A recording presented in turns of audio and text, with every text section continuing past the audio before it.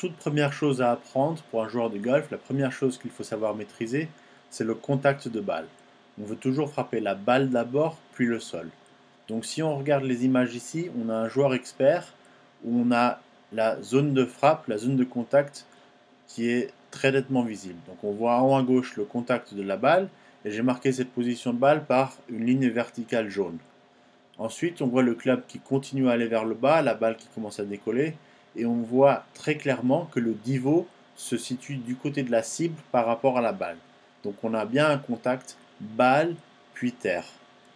Ce qu'il se passerait si on avait le contraire, ce contact avec la terre avant la balle, c'est qu'on aurait des balles grattées.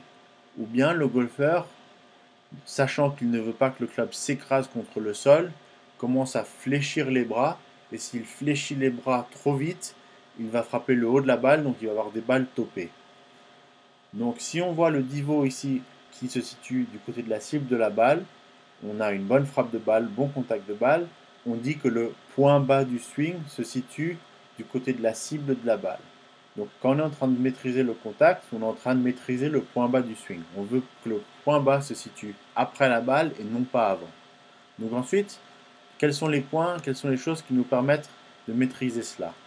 Donc si on regarde des joueurs en haut amateurs à handicap élevé, on voit qu'ils ont tous des difficultés à transférer le poids vers l'avant. Donc ils ont tous le centre des hanches relativement vers l'arrière quand on les compare notamment aux joueurs experts que l'on voit sur les images du bas qui ont tous le centre des hanches, le poids beaucoup plus vers l'avant. Donc cela est une des choses qui nous permet de frapper plus en avant sur le sol, d'avancer le point bas du swing. L'autre chose est la position des poignets. Donc les joueurs du haut, on voit tous qu'ils ont le poignet avant concave, les bras qui sont en train de se fléchir, alors que les joueurs du bas ont tous les bras relativement tendus, avec le poignet avant qui est soit bombé, soit forme plus ou moins une ligne droite jusqu'à l'épaule gauche. Donc il y a une ligne droite qui est formée par le club et le bras gauche.